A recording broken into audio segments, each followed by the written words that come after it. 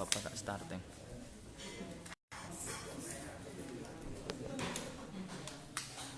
Di bawah.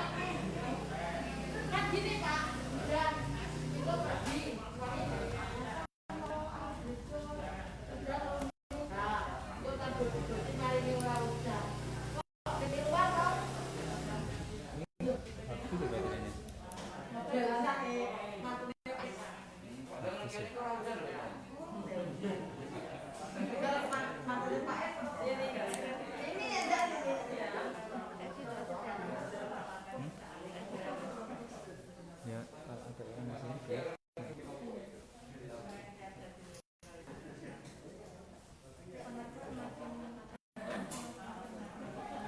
Makin lama makin gelap.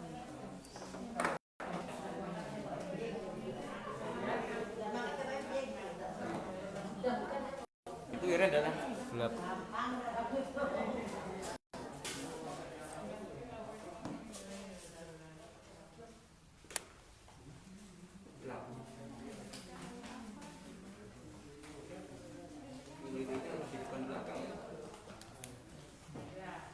Gak terang. Cuman silong sih.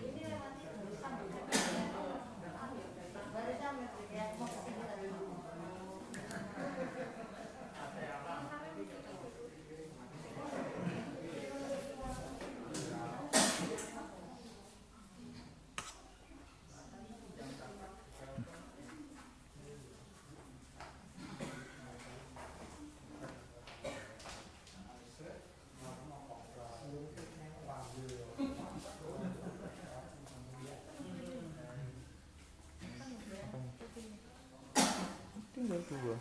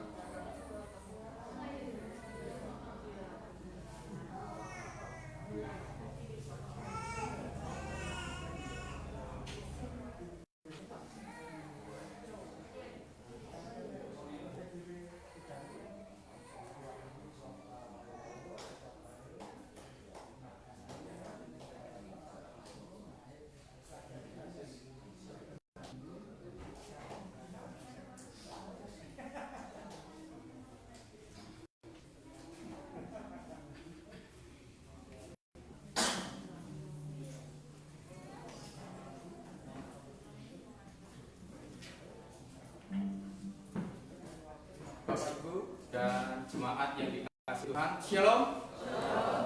Mari kita sore hari ini mau datang kepada Tuhan, baik yang saat ini berada di base camp maupun Bapak Ibu Saudara yang boleh mengikuti ibadah melalui live streaming. Biarlah saat ini kita mau senantiasa mendekatkan diri kepada Allah, sekalipun menikmati, tapi tidak menghambat bagi kita untuk senantiasa mempermuliakan nama Tuhan. Kita percaya bahwa segala sesuatu Allah boleh kerjakan untuk kebaikan setiap orang yang percaya kepada Dia. Haleluya. Kita mau sama-sama datang kepada Tuhan. Haleluya.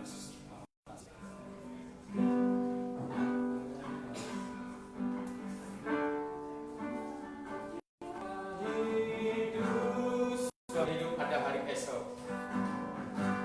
Ada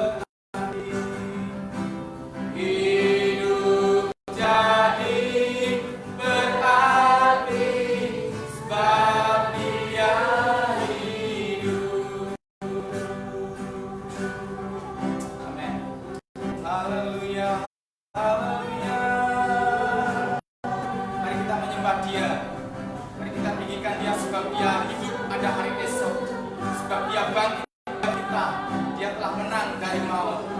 Haleluya.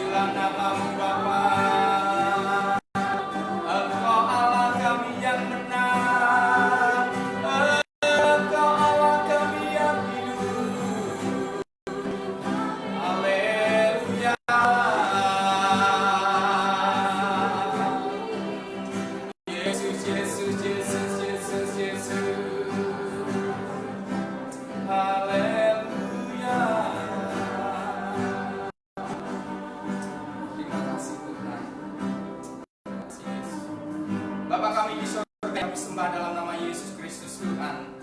Sungguh hati kami melimpah dengan syukur kami kepadamu Tuhan. Kalau pada sore hari ini kami boleh berada sampai saat ini di hadapanmu Tuhan.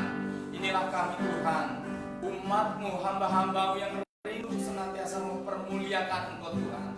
Dalam situasi apapun Tuhan, dalam kondisi apapun Tuhan, kami ingin belajar Tuhan untuk tetap dekat kepadamu Tuhan, untuk tetap terus mempermuliakan namamu ya Bapa. Untuk itu Tuhan, mari Engkau hadir dalam ibadah kami Tuhan. Engkau memberkati kami Tuhan yang sore hari ini berada di tempat ini, ataupun mereka Tuhan, jemaat yang mengikuti live streaming Tuhan. Berkati mereka Tuhan, supaya kebangkitan itu boleh terjadi atas hidup mereka juga Tuhan, sehingga kemenangan itu boleh dinikmati oleh setiap anak-anakmu ya Tuhan.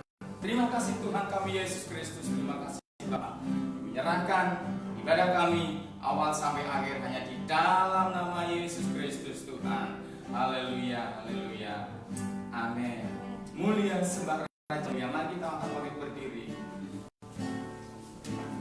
Mulia, amin. Sembah Raja Mulia. Sembah Raja Mulia.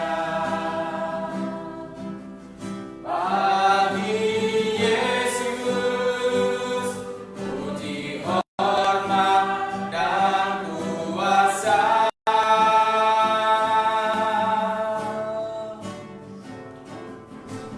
Mulia seluruh kerajaannya. Dia telah mati dibangkitkan. Dia telah mati dibangkitkan jadi raja. Sekali lagi katakan mulia sembah Raja Mulia. Mulia sembah Raja Mulia. Bagi Yesus puji hormat dan kuasa.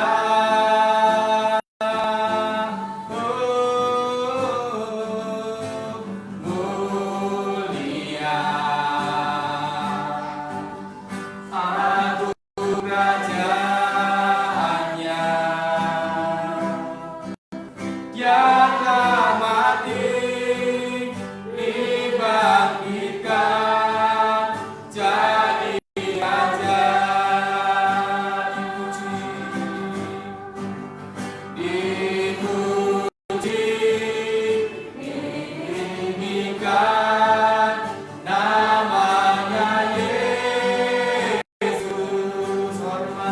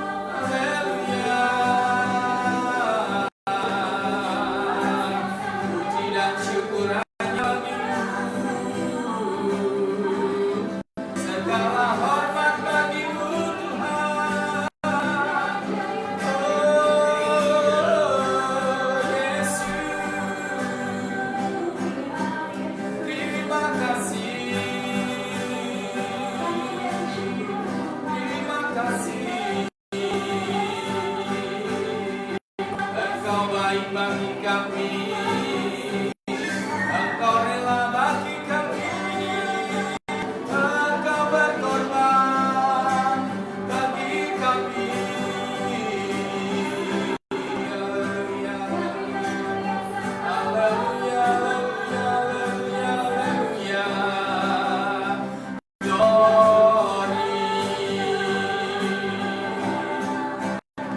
Kemuliaan bagimu. Haleluya. Terima kasih Tuhan, Engkau hadir di tempat ini. Engkau merawat kami. Kami rasakan hadirat-Mu. Kami rasakan jamaah-Mu. Haleluya. Haleluya, haleluya, haleluya. Terima kasih Tuhan. Sungguh Tuhan, kami tetap ingin dekat kepadamu Tuhan. Kami rindu akan kebenaran firman-Mu Tuhan sore hari ini. Biarlah itu boleh menguatkan setiap kami Tuhan. Terima kasih Tuhan. Haleluya. Karya terbesar dalam hidup kami yang Tuhan kerjakan bagi kami Tuhan. Haleluya. Karya terbesar dalam hidupku, pengorbananmu yang selamatkanku. Engkaulah harta yang tak bernilai yang ku miliki dan ku hargai. Yesus Engkau ku kagumi. Karya terbesar, karya terbesar dalam hidupku, pengorbananmu yang selamatkanku. Engkaulah harta yang tak bernilai yang ku miliki dan ku hargai. Yesus Engkau ku kagumi. Amin. Mari sama-sama katakan kasih yang terindah di dalam hidup kita. Kasih yang terindah, hati yang mulia, hanya ku temukan di dalam-Mu. Yesus pujian, pujian dari hatiku, selalu di setiap waktuku. Tiada pernah berubah. Kasih-Mu karya terbesar, karya terbesar dalam hidupku, pengorbananmu yang selamatkanku. Amin. Engkaulah harta yang tak bernilai yang ku miliki dan ku hargai. Yesus Engkau ku kagumi. Amin. Karya terbesar, karya terbesar dalam hidupku, pengorbananmu yang selamatkanku. Engkaulah harta yang tak ternilai yang ku miliki dan ku hargai. Yesus Engkau ku kagumi.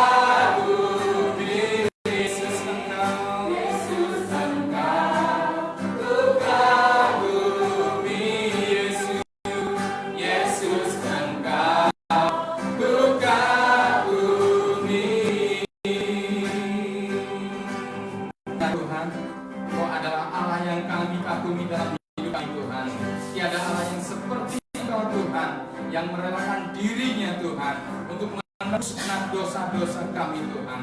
Terima kasih Tuhan untuk kesempatan ini Tuhan. Engkau terima Tuhan pujian dan penyembahan kami sore hari Tuhan, sebagai persembahan kami yang kudus dan yang berkenan kepadamu Tuhan. Engkau yang layak kami tinggalkan dalam setiap kehidupan kami Tuhan.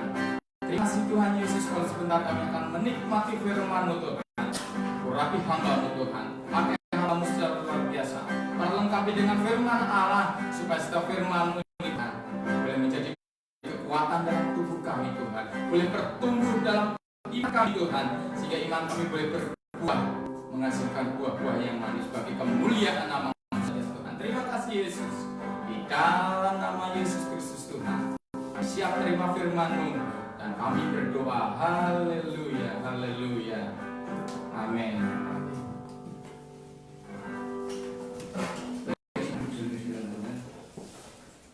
Shalom. Luar biasa hari ini kita menikmati Jumat Agung dan Paskah hari ini dengan suasana yang luar biasa, diawali dengan hujan, dan hari ini menikmati kita baru terasa membutuhkan genset ya. Nah, saudara kasih dalam Tuhan, mari kita akan belajar bersama-sama tadi untuk apa sih kita merayakan Paskah. Apakah hanya sekedar rutinitas atau ada satu hal yang harus kita kerjakan di dalam merayakan Paskah ini.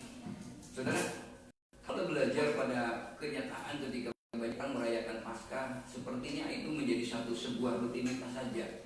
Tapi seharusnya Paskah itu menjadi sarana untuk kita bisa refleksi diri, melihat ke dalam diri kita apa dan peristiwa apa saja yang terjadi di seputar Paskah itu yang membuat kita kemudian bisa memahami dan bisa memaknai Paskah itu. Mari kita belajar pada hari ini, belajar firman Tuhan dengan tema dari melankolis menjadi martir. Beberapa waktu yang lalu ada heboh, kenapa? Karena lagu-lagu melankolis dilarang di Indonesia gitu ya, tidak boleh. Kenapa? Karena itu memberikan gaya hidup yang tidak bergairah, yang tidak bersemangat. Tetapi ternyata dalam peristiwa Paskah kita melihat ada karya Tuhan yang begitu luar biasa. Justru terhadap yang sepertinya tidak bersemangat itu Allah datang, Allah bisa memakai mereka dengan luar biasa. Nah, hari ini kita akan membuka firman Tuhan, mengawalinya dari Kisah Para Rasul pasal 13 ayat yang ke-34. Mungkin sudah berpikir kenapa berbeda dengan dari LAI. Memang saya mengambil dari terjemahan sederhana Indonesia. Kita akan membacanya bersama-sama. 2-3. Dan sesuai dengan janji Allah, Dia menghidupkan Yesus kembali dari kematian supaya tubuhnya tidak hancur dalam kubur. Karena Allah sudah berjanji kepada kita, Aku akan memberikan kepada kalian berkat yang kudus dan yang pantas untuk dipercaya, yaitu yang sudah Aku janjikan kepada Daud. Saudara dikasih dalam Tuhan, perhatikan di sini ada berkat yang luar biasa yang Allah berikan di dalam peristiwa Paskah ini. Ketika Yesus dibangkitkan, perhatikan di sini, Aku akan memberikan kepada kalian berkat yang kudus. Orang selalu berpikir bahwa asumsi bahwa yang namanya berkat itu berbicara tentang hal-hal yang materi saja. Tetapi dalam kalimat berikutnya adalah dan yang pantas untuk dipercaya. Artinya orang akan melihat sesuatu yang bukan materi, tetapi yang bisa menunjukkan, bisa memberitahukan kepada orang lain, kepada dunia sebagai kualitas seorang pribadi yang sudah merayakan Paskah, yang sudah menikmati berkatnya Paskah di dalam hidupnya. Ada satu kepantasan bahwa dia layak disebut menjadi orang Kristen. Saudara, Kristen berasal ketika mereka berada di Antioquia, orang melihat sekumpulan orang di bawah pembinaan Rasul Paulus yang gaya hidupnya seperti Yesus hidup. Makanya kemudian mereka menyebut Kristianus, Kristus kecil, oleh karena gaya hidup mereka seperti Yesus. Jadi Kristen itu adalah sebuah sebutan kepada orang-orang yang hidupnya seperti Yesus hidup. Jadi ternyata Kristen bukan hanya sekedar KTP, tapi Kristen itu harus ada keyakinan hidup, kepastian hidup, lalu perubahan hidup dan pengalaman hidup, dan yang terakhir baru akan menghasilkan buah yang hidup. Nah, kita akan melihat dari mana? Coba di dalam sejarah firman Tuhan, pada waktu kebangkitan ada satu orang yang kalau kita melihat ibarat pemain figuran yang bernama Thomas. Thomas ini adalah salah satu atau satu orang dari 12 murid Yesus. Dia kalau dalam bintang film seperti pemain figuran yang jarang tampil dan tidak banyak memainkan peran. Di mana ada cerita tentang Thomas berbicara, hampir semua murid dia atau di keempat Injil yang mencatat bahwa Thomas masuk di dalam daftar 12 murid. Yang terkenal jelas Petrus, yang terkenal adalah Yohanes dan Yakobus yang mereka menginginkan satu kedudukan yang tinggi. Petrus yang selalu ingin menjadi pemimpin, Yakobus yang diceritakan menjadi martir. Lalu kemudian Andreas diceritakan membawa 5 roti dan 2 ikan kepada Yesus. Tapi untuk urusan itu Thomas tidak diceritakan. Saudara perhatikan di sini, dan hanya dalam Injil Yohanes saja Thomas dicatat. Mencatat tentang Thomas ada 3 peristiwa di dalam Injil Yohanes yang dicatat tentang Thomas. Tapi 3 peristiwa itu adalah satu ungkapan siapa sesungguhnya Thomas pada waktu itu. Yang pertama kita melihat dari Yohanes 11 ayat yang ke-16. Firman Tuhan itu adalah ketika Yesus mau ke Yudea untuk membangkitkan Lazarus. Setelah di perjalanan diwawahi Lazarus diberitahukan sakit, maka Yesus mau berangkat ke sana dan Yesus bilang Lazarus tidak mati, dia hanya tidur. Saudara perhatikan, dan aku akan membangkitkannya. Dan tapi waktu dia kamu berjalan ke sana, kenapa? Thomas bilang begini, para murid mengingatkan bahwa di tempat itu Yesus pernah nyaris dibunuh. Artinya mereka punya pengalaman masa lalu, punya trauma masa lalu, bahwa dulu Yesus pernah mau dibunuh, Yesus pernah mau dimatikan di sana, maka kemudian mereka memperingatkan Yesus. Tetapi perhatikan kata-kata Thomas di sini menyebutkan dalam ayat yang ke-16, marilah kita pergi juga untuk mati bersama-sama dengan Dia. Ini adalah ungkapan orang yang tidak bergairah. Dia punya trauma masa lalu, kepahitan masa lalu yang belum diselesaikan, sehingga kemudian menjadi pribadi yang pesimis di dalam hidupnya. Yang kedua tentang Thomas adalah ketika Yesus mau pergi ke rumah Bapa. Yesus mengajar kepada murid-muridnya, aku akan pergi ke rumah Bapa dan aku akan menyediakan tempat bagimu. Kalau tempat itu sudah ada, maka aku akan datang kembali untuk menjemput kamu. Saudara dikasih dalam Tuhan, perhatikan di sini. Ternyata waktu Yesus mengajar itu, murid-muridnya nggak dong. Saya pernah mengajar, ternyata murid-murid ditanya, apakah Anda tahu, paham yang diajarkan? Mereka bilang tidak. Kira-kira rasanya gimana? Sudah mengajar, tidak, nggak ngerti. Saudara perhatikan, itu Yesus sudah mengajar sekian lama, menjelang Yesus mengajarkan kembali bahwa dia akan menyediakan tempat.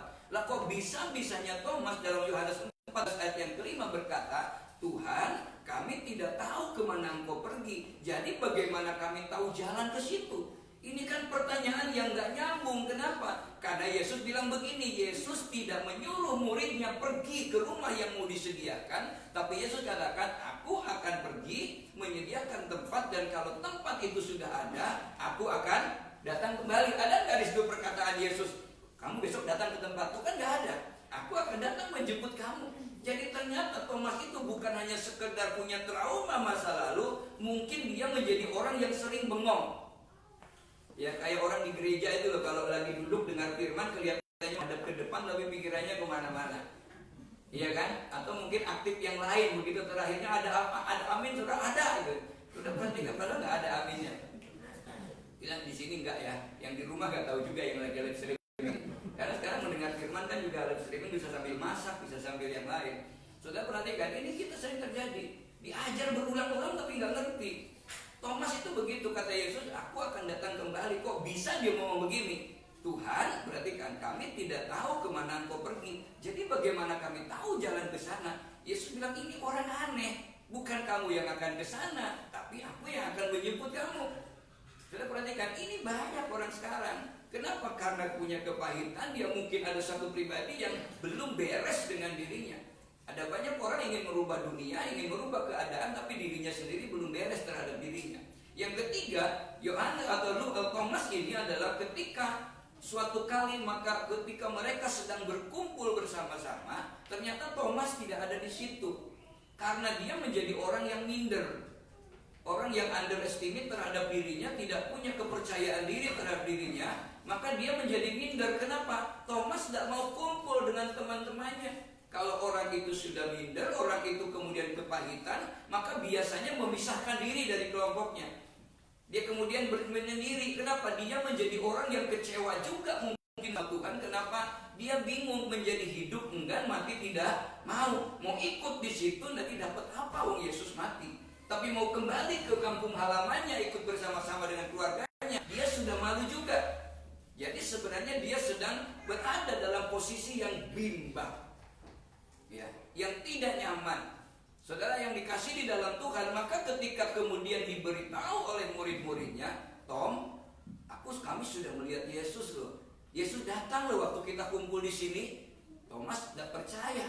Saudara perhatikan, padahal waktu itu Yesus juga hadir di situ pasti, karena dia hadir. Maka Thomas bilang kepada murid-muridnya yang lain, kami telah melihat Tuhan, kata murid-murid. Saat itu Thomas berkata, sebelum aku melihat bekas paku pada tangannya, dan sebelum aku mencucukkan jariku ke dalam bekas paku itu, dan mencucukkan tanganku ke dalam lambungnya, sekali-kali aku tidak akan percaya. Ini Thomas. Kenapa dia tidak ada? Dia minder, dia menyendiri. Jadi kalau kita melihat dari kesan ini, dari 3 kali Thomas ditulis di dalam Alkitab, di Injil Yohanes, saudara perhatikan ucapan Thomas yang sepintas ini mendapatkan kesan bahwa Thomas berwatak mudah putus asa, kecil hati, kecut hati, dan pesimis. Nah, kalau orang sudah kecut hati, pesimis, lalu kemudian tawar hati, kecil hati, orang akan bilang, Mas, besok kamu mau jadi apa? Orang langsung memvonis, pasti tidak punya masa depan. Itu kalau tidak ada Paskah. Tetapi karena ada Paskah, perhatikan, ketika kubur kosong, Alkitab bilang nyanyian yang sering kita nyanyikan bahwa karena kubur kosong dia hidup. Karena dia hidup, kita punya hidup yang lebih berarti. Saudara dikasih di dalam Tuhan, tidak ada yang menarik dari kubur Yesus kalau kita pergi ke kubur Yesus. Gak ada yang menarik juga kita kalau pergi ke Bukit Golgota. Kita hanya melihat bekas di sana. Masuknya juga tidak boleh lama.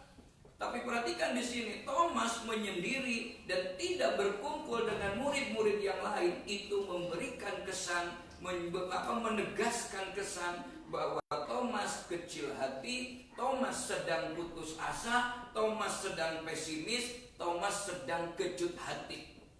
Murid-murid yang 10 sudah kumpul, karena Yudas kan mati ya.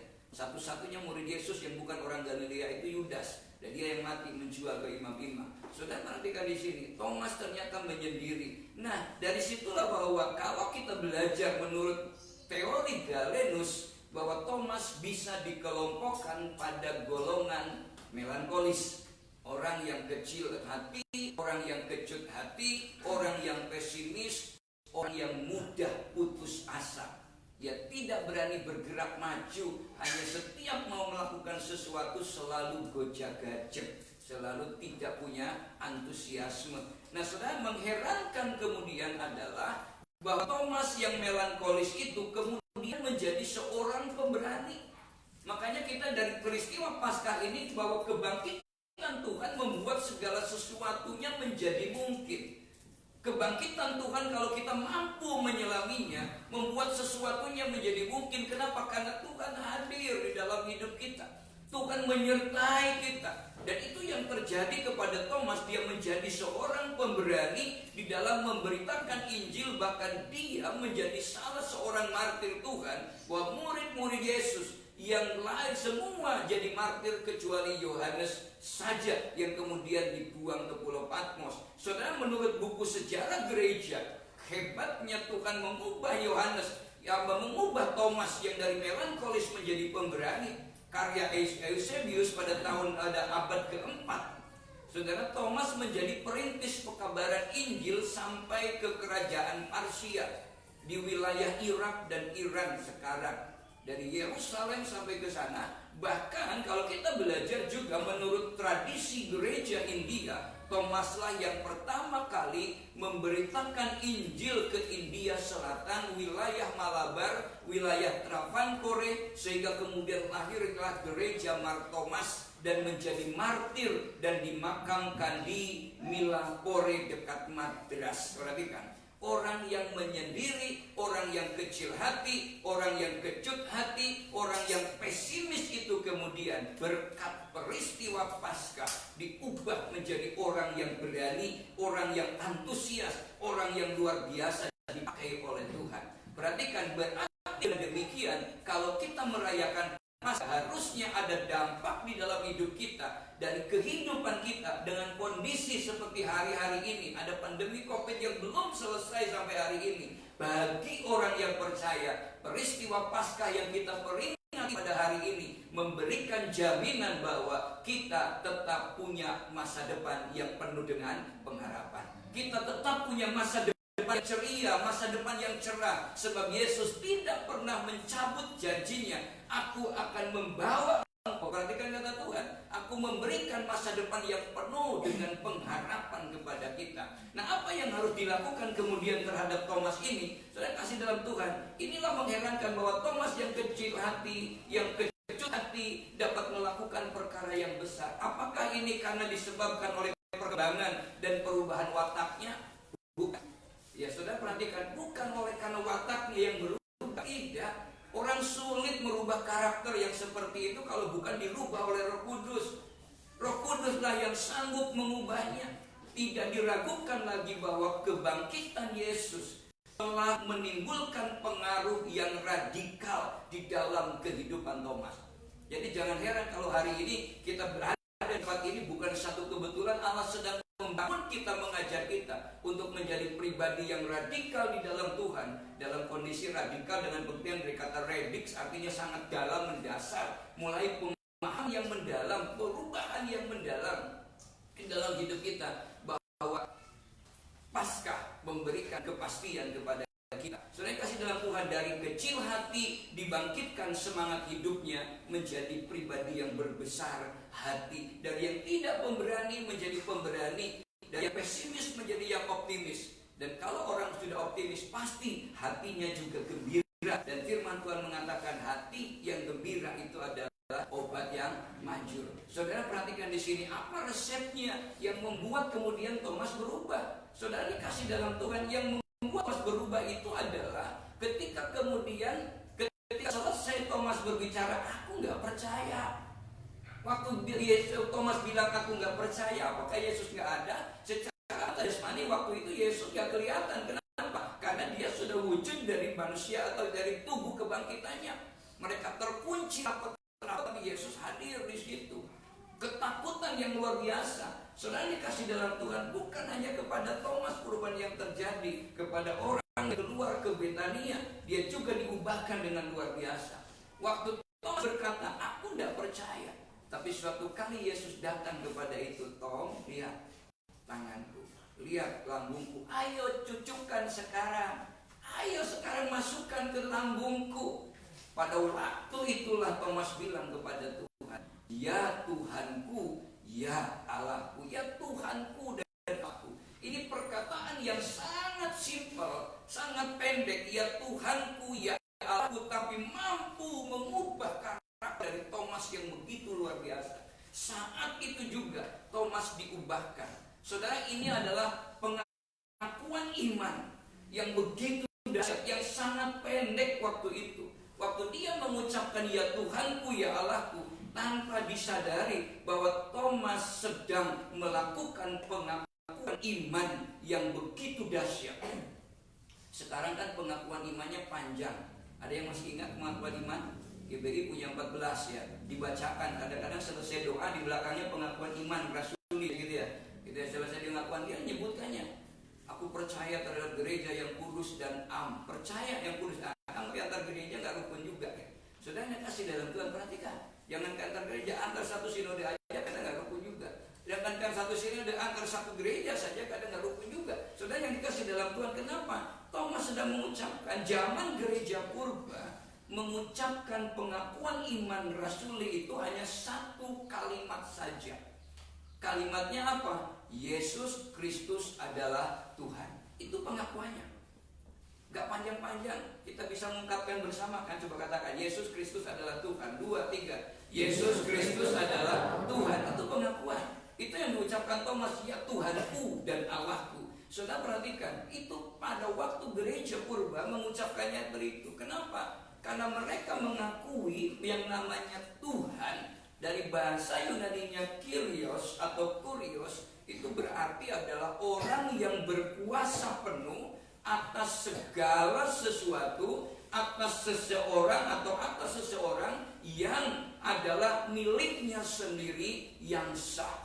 Seseorang seperti seorang budak yang sudah dibeli, maka dia menjadi Kyrios, menjadi tuannya bagi orang itu yang berkuasa penuh atas hidupnya. Nah, Bapak Ibu yang dikasih dalam Tuhan, baik yang ada di Basecamp maupun yang ada di Philip Freeman hari ini, biasanya itu berbicara tentang tuan tanah, memang tentang orang kaya, tentang dewa tertentu yang dibanggakan di zaman Kaisaran Roma, atau orang Roma sendiri kalau menganggap kepada kaisar, engkau Kyrios, engkau yang berkuasa, itu kan, engkau yang berkuasa. Nah, Bapak Ibu yang kasih dalam Tuhan, dalam peristiwa kebangkitan, ketika gereja awal, gereja purba mengatakan Yesus Kristus adalah Kyrios, Yesus Kristus adalah Tuhan, secara tidak langsung dia sedang mengikrarkan bahwa sebuah pengakuan, bukan kaisar yang berkuasa atas hidupnya, bukan dewa yang berkuasa atas hidupnya, bukan tuan tanah yang berkuasa atas hidupnya, bukan harta yang berkuasa atas hidupnya, melainkan Yesus Kristuslah atau Yesuslah Kyrios itu. Inilah pengakuan iman yang begitu luar biasa. Di satu pihak dia pengakuan bahwa hanya Yesus saja yang menjadikan segalanya di dalam hidupnya, tetapi di pihak lain dia sedang menolak apa yang terjadi di dalam masyarakat itu pada waktu itu, bahwa bukan tuan tanah yang berkuasa, bukan kaisar yang berkuasa, bukan dewa yang berkuasa yang ada pada waktu itu yang menguasai hidupnya secara utuh, tetapi Yesuslah Kyrios. Itu yang diucapkan oleh Thomas ketika dia dengan sadar, ya Tuhanku, ya Allahku. Pada waktu itu Thomas sedang memberikan pengakuan bahwa Yesuslah yang mempunyai kuasa atas hidupku, atas hidup dan atas matiku, dan atas langit dan bumi, dan atas segala sesuatu. Jadi karena ketika kita mengatakan Yesus Tuhan, sebenarnya kita sedang melakukan pengakuan iman bahwa Yesus akan berkuasa dalam kehidupan kita. Maka ketika kita menyanyi pujian, biasanya saya menyanyikan di akhir ibadah kan, juga itu sedang mengakuan pengakuan iman. Engkaulah Tuhan, Engkaulah Raja, terus berdaulat atas hidupku, ku berserah penuh. Sekali lagi, Engkaulah Tuhan, Engkau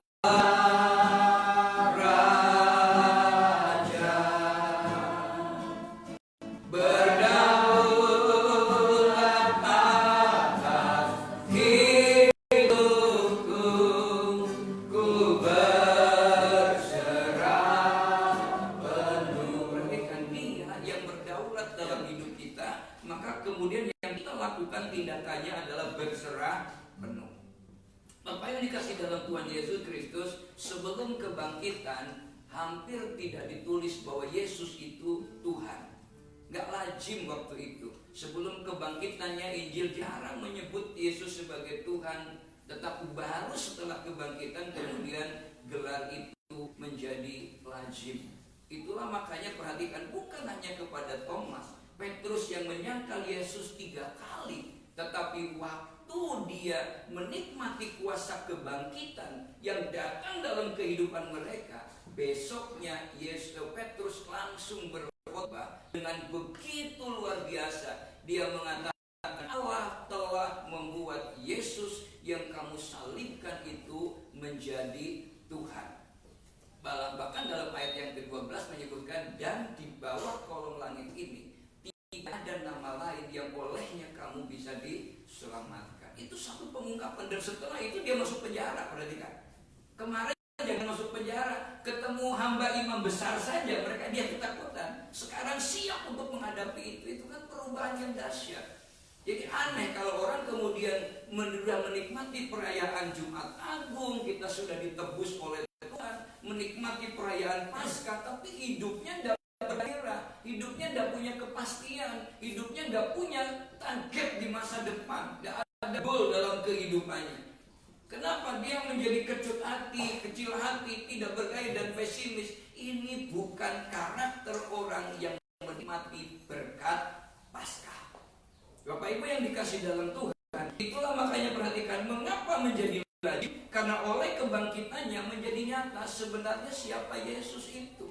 Waktu itu kan guru mereka beranggapan bahwa Yesus itu kan berkuasa sanggup mengubah air menjadi anggur, menghidupkan orang mati, maka kemudian dia cocok menjadi Mesias. Sebab bagi mereka yang namanya Mesias itu nanti akan mengusir penjajah dan akan menjadi raja di Israel menggantikan Daud. Tapi ternyata yang dibangun oleh Yesus bukan kerajaan dunia, tetapi kerajaan Allah, kerajaan surga. Kita disiapkan oleh Tuhan bukan untuk menjadi hebat di dunia ini, sebab kehebatan di dunia ini akan berubah terus setiap tahunnya. Ya kan, tadi waktu mati lampu datang, zaman dulu radio saja sudah terkenal ya pada Joko ya. Mati lampu, malam minggu di sini dengerin wayang ngumpul itu. Kalau minggu besok baru radio loh tahun itu. Habis itu ada TV ya ada TV gitu ya. Saya ingat waktu pertama kali ada televisi itu, kalau mau nyetel TV harus pikul aki dulu, gotong nyetrum aki, ya kan. Malamnya jual jeruk, laris banget malam itu. Sudah perhatikan, dan itu beri. Tapi sekarang kan tinggal pindah channel mau kemana-mana. Perhatikan, sekarang itu kenapa kemajuan? Jadi orang hebat dulu dengan sekarang akan terus berubah. Nah, Bapak Ibu dikasih dalam Tuhan, itulah makanya perhatikan, dia sedang mengungkapkan, dia jalan mengulang-ulang bahwa dia ternyata berkuasa atas segala sesuatu, termasuk maut juga, ya termasuk berkuasa atas maut. Bukan firman Tuhan mengatakan, hei maut, di manakah senatmu? Kenapa musuh yang terakhir dikalahkan oleh Yesus dalam maut? Kenapa? Sebab bagi orang yang percaya, dia tidak akan mati lagi, walaupun dari secara fisik dia sudah mati. Makanya kematian bagi orang percaya suri jaminan bahwa telah pulang ke rumah Bapa. Sebenarnya bukan mati, hanya pindah alamat saja. Nah, saudara, saya dengan demikian Paskah adalah pelantikan Yesus untuk menjadi Tuhan dan Allah. Itu yang kemudian oleh Rasul Paulus dijelaskan kembali bagi kita yang hidup di akhir zaman. Jika kamu mengaku dengan mulutmu bahwa Yesus adalah Tuhan dan percaya dalam hatimu bahwa Allah telah membangkitkan dia dari antara orang mati, maka kamu akan diselamatkan. Bukan hanya sekedar mengaku dengan mulut, banyak yang mengaku ya, tapi yang percaya dalam hati itu yang jarang. Sebab kenapa? Begitu kita percaya, maka akan menjadikan Yesus segalanya dalam hidupnya. Tapi sekarang kan banyak orang yang mengaku Yesus Tuhan tetapi bukan Tuhan segalanya. Maka kadang-kadang begitu mudah meninggalkan waktu untuk Tuhan, dikalahkan untuk kebutuhan pribadinya. Saudara dikasih di dalam Tuhan Yesus Kristus. Makanya jika setiap minggu kita mengaku bahwa percaya Yesus adalah Tuhan, kita sedang mengaku bahwa Yesus adalah pemilik dan berkuasa penuh atas gereja dan dunia, atas kehidupan dan kematian, atas pikiran, perkataan, dan perbuatan kita, dan atas segala ciptaan alam semesta ini. Maka bagi orang percaya, kita tetap mati, jadi sebutnya mati, ya kan? Bagi orang yang tidak percaya, diganti banyak hal. Ada 40 macam untuk mengganti kata mati saja. Ya kita bisa menghafalkannya, mungkin wafat, meninggal dunia, terus ulang, terus apa lagi? Angkat, apa lagi? Menghembuskan napas yang terakhir, telah menutup mata, terus apa lagi? Gugur mati juga ya? Iya kan? Perhatikan, itu untuk mati. Besok data catat dan 40 kali enggak, karena ada katanya. Berarti perhatikan. Tapi kalau untuk orang percaya katakan mati ya mati saja. Paling yang kasarnya apa?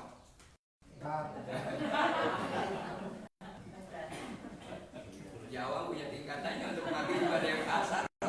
Ya, bagi orang yang jahat sambutannya juga bukan dia setelah wafat sekarang. Orang jahat itu juga. Ya perhatikan itu. Tapi bagi orang kita dalam Tuhan keyakinan Yesus beri kepastian. Mati bukan sesuatu yang harus ditakutkan kalau kematiannya di dalam Tuhan. Kenapa? Karena kata Tuhan berbahagia orang yang mati dan mati di dalam Tuhan. Dalam Mazmur katakan berharga di mata Tuhan. Bagaimana kalau anak kecil yang belum mengenal Tuhan, belum bisa nyebut Yesus, matinya apakah dia masuk surga?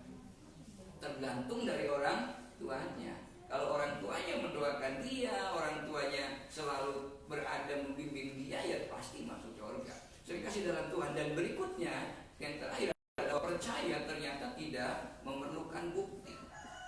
Banyak orang percaya tapi mencari bukti dulu. Saudara kalau katakan, oh Pak Presiden ada datang ke kampung kita, Pak gak percaya sebelum melihat. Nah kalau sudah melihat itu namanya bukan iman, ya kan?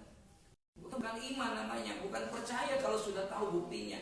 Percaya itu justru sebelum orang melihat. Itulah makanya kemudian saya pernah menulis bahwa perjuanganku adalah waktu perjuanganku dimulai ketika aku menerima cintamu. Itu berjuang, kenapa? Untuk menunjukkan bisa dipercaya, enggak. Orang mau nikah itu kan sedang pengakuan iman sebenarnya. Kenapa janji nikah? Iya kan? Baru mulai dianggap nikah itu pertama awal dari sesuatu kehidupan yang sesungguhnya. Akan tahu kekurangannya, tahu kelemahannya. Nah, kalau kita berkata tentang kalau belum melihat aku belum percaya, itu namanya belum percaya, itu namanya bukan percaya. Lebih keren yang bawa ayam mau diantar, ayamnya lepas dia malah ketawa. Kenapa? Lawang alamatnya ada di saya, biar aja dia mau pergi kemana. Itu malah lebih parah itu. Kata Tuhan di sini, perhatikan dalam Kisah Rasul 1 ayat 3, kepada mereka ia telah menunjukkan dirinya setelah menderitaannya selesai, dan dengan banyak tanda ia membuktikan bahwa ia hidup. Sebab selama 40 hari ia berulang-ulang menampakkan diri dan berbicara kepada mereka tentang kerajaan Allah. Saudara kasih dalam Tuhan, apakah penampakan diri itu bukti? Karena banyak orang sekarang pengen ditampakkan Tuhan. Tadi malam saya sudah telah melihat Tuhan. Atau tadi malam Tuhan berbicara sama saya. Keren banget kan? Kalau Tuhan berbicara dengan kita. Wah, saya melihat Tuhan. Kelihatannya hebat banget itu. Apakah itu bukti? Saudara, bahwa itu bukti tentang itu sesuatu yang hebat. Dalam arti sehari-hari, ya, itu adalah bukti. Secara yuridis formal itu belum juga didapat dinilai sebagai bukti. Kenapa bisa demikian? Keempat penulis Injil, Rasul Paulus ternyata tidak menyajikan bukti dalam arti di sidang pengadilan. Tidak dibawa kebangkitan Yesus itu ke pengadilan. Kenapa?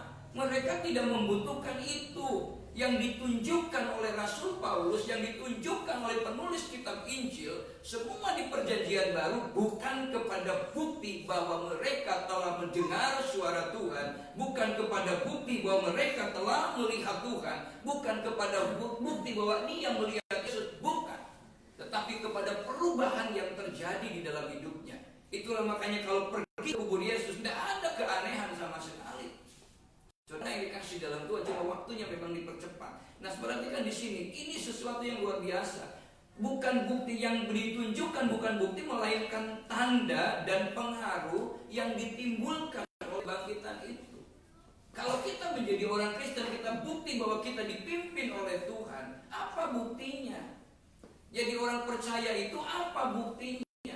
Pak, kubur kosong dan penampakan Tuhan Yesus itu di pekan itu, ya, itu bisa menjadi bukti tadi katakan. Tetapi kalau itu kemudian dibawa ke pengadilan, tidak akan percaya.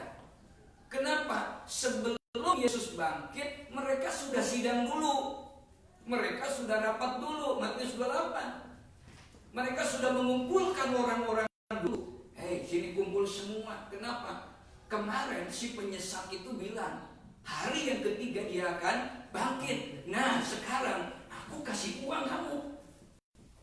Beritahukan kepada orang-orang kubur kosong itu dia bukan bangkit, tetapi mayatnya dicuri oleh murid-murid. Murid Yesus berapa pada waktu itu? Kan tinggal 11. Nah, yang dibayar oleh imam-imam oleh Sanhedrin berapa orang? Sak kampung. Nah, kalau dibawa ke pengadilan, saksinya lebih banyak mana? Kan lebih banyak yang sak kampung. Kalau di sidang yang menang mana? Percuma. Tetapi yang harus ditunjukkan kepada kita bukan masalah bukti. Oh, saya Kristen, oh saya nikmati kuasa kebangkitan, di mana-mana pakai tanda salib. Bukan itu. Tapi perubahan di dalam hidupnya. Pengaruh adalah perubahan dalam diri muridnya yang berubah secara lebih radikal dari putus asa menjadi bersemangat kembali. Di dalam setiap artikel yang saya kirim pasti ada kalimat semangat dan antusias. Ya, kenapa? Ada bedanya semangat terus antusias, bergairah. Saya perhatikan dari putus asa menjadi bersemangat dan berani memberitakan firman Tuhan bahwa Tuhan Yesus sudah bangkit. Nah, jadi kalau kita sama menikmati kuasa kebangkitan dari peristiwa Paskah ini, sudahkah kita juga diubahkan? Pulang dari tempat ini kita menjadi pribadi yang berbeda. Yang hari ini juga menikmati live streaming, ada satu perubahan. Yang sedang tidak bergairah menjadi bergairah, yang pesimis menjadi optimis, yang kecil hati menjadi besar hati, yang berputus asa menjadi orang yang bersemangat kembali. Kenapa? Karena Yesus tidak menampakkan diri kepada musuhnya. Kenapa? Karena dia tahu musuhnya itu sudah memberitakan kabar bohong. Karena hanya menjadi bukti yang statis itu, tapi yang terpenting adalah bukti yang dinamis. Apa? Tanda yang kemudian terjadi perubahan di dalam kehidupan orang yang percaya. Saudara dikasih di dalam Tuhan Yesus Kristus, inilah makanya peristiwa Paskah tidak membutuhkan bukti. Sebab kebangkitan Yesus adalah pokok yang paling pusat dan dasar yang paling fundamental bagi kepercayaan orang Kristen. Dia sudah bangkit, membuktikan bahwa dia hidup, dan hidup jadi berarti karena Yesus hidup. Nah, percaya tidak tergantung pada bukti yuridis atau bukti historis. Ya, seringkali historis itu sebuah cerita sejarah, katanya. Makanya kita kan tidak boleh sinkretisme, pencampur adukan budaya dengan agama. Kenapa? Karena itu memang itu historis. Tapi kadang-kadang ditambahi, menurut mami kata menurut dia, menurut ini. Jadi makin panjang kan. Cerita itu begitu. Maka kita tidak terlalu yakin dengan cerita-cerita yang hanya katanya. Kalau kita lihat sejarah yang ada itu kan berubah. Nah, sudah kenapa? Karena akan ada bukti baru. Nah, sudah perhatikan, percaya tidak tergantung kepada bukti yuridis atau historis. Kalau memang ada bukti, namanya juga bukan percaya. Itu adalah fakta historis yang tidaklah relevan untuk iman. Sebab iman adalah dasar dari segala sesuatu yang kita harapkan dan bukti dari segala sesuatu yang tidak kita lihat. Yang harapkan itu belum didapat, tapi kita punya iman untuk meraihnya. Itulah dasar, itulah iman. Lalu buktinya apa? Saya ingin mendapatkan ini. Kita mengimaninya. Seperti seorang menanam padi. Kan yang ditanam bukan padinya, tetapi benih padi dengan harapan akan menghasilkan padi, gitu kan? Kapan dia menghasilkannya? Selesai menanam, ya besok langsung padi. Walaupun ditiupin kayak apa, nggak akan panen padi. Tapi 3 dan 10 hari kemudian baru orang akan panen padi. Ya, nanam pisang, kalau nanam pisangnya ya 1 hari itu bisa, 3 hari sudah busuk pisangnya. Maka yang ditanam adalah pohon pisang. Mas Sugiman nanam pisang, bahwa pisang Ambon ditanam, pasti orang malah menganggapnya Mas Sugiman sudah menjadi itu kan, wis owan sudah. Itu kenapa? Kalau nanam pisang ya nanam pohon pisang. Nah, begitu juga tentang iman. Ketika orang nanam pisang Ambon, maka saya berharap besok akan panen. Di tempat saya itu sekarang baru bangga melihat pohon ara. Kenapa? Wah, subur banget pohon aranya. Sudah berbuah belum? Belum. Tapi pohon aranya kagum banget lihat pohonnya. Cepat tinggi. Orang yang nanamnya belum tinggi, dia sudah tinggi. Tapi buahnya belum ada. Kapan? Berharap. Kenapa? Karena saya pernah melihat tempatnya. Begitu pohon ara sudah besar dan batangnya sudah coklat, maka yang di bawah itu nanti mulai muncul. Semakin tinggi, semakin coklat, dan batangnya sampai ke atas, kita semakin berharap. ora suwe meneh panen buah arah, ya kan? Panen pertama itu biasanya nggak dicipin, kenapa pamer ke orang lain malah orang lain yang menikmati. Itu dasar iman, percaya kita. Nah itulah iman, belum kelihatan tapi sudah mengimaninya. Seperti hari ini tuh Mbak Yolanda, yang dikandungan bayinya belum pernah melihat bayi, belum kan? Iya, tapi diimani, dikontrolkan terus, dikasih obat, vitamin. Kenapa? Kapan? Berapa bulan lagi? 5 bulan lagi baru, tapi sudah semangat sekarang, persiapkan nama gitu kadang-kadang, dan siapkan dasar kepercayaan kita karena kebangkitan, karena percaya bahwa Allah bertindak apa? Membangkitkan Yesus dan membangkit dia menjadi Tuhan dan Juru Selamat. Bapak Ibu selain kasih dalam Tuhan, bukti memang tidak ada. Hari ini kita nggak melihat siapa yang melihat Tuhan. Kalau kita melihat Tuhan, kita ini nggak kudus loh. Ya, kalau melihat Tuhan bisa, Paulus saja bisa matanya buta. Tapi kalau kemudian diberitahu oleh Tuhan mungkin kepada kita seorang memang ada yang diberitahukan oleh Tuhan. Karena itu Yesus berkata kepada Thomas, karena Thomas percaya, karena dia sudah melihat, maka Yesus tegur Thomas dengan halus, karena engkau telah melihat aku, maka engkau percaya. Apa kata Tuhan berikutnya? Berbahagialah mereka yang tidak melihat namun percaya. Berbahagialah orang yang hari ini belum melihat hasilnya tapi tetap bersemangat. Berbahagialah yang hari ini kita sedang meraih cita-cita, yang tadinya pesimis menjadi optimis, yang tadinya kecil hati menjadi besar hati, yang tadinya minder menyendiri sekarang mulai bergabung dengan saudaranya. Kemudian kita bisa menikmati bersama-sama. Mari kita ikrarkan juga hari ini, sebagaimana mereka pada waktu itu. Yesus sudah bangkit dan kita belajar bersama, menjawab ya, dia sudah bangkit. Yesus sudah bangkit? Ya. Sekali lagi, Yesus sudah bangkit? Ya. Mari kita berdatang, kita bersyukur ya. Glory haleluya Tuhan.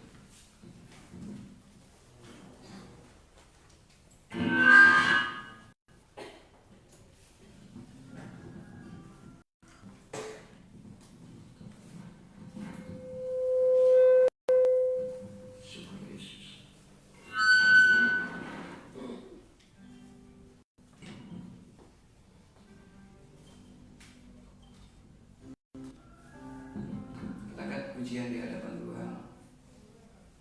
Yesus sudah kirim, engkau alasan ku hidup. Ku hidup karena anugerah-Mu Tuhan.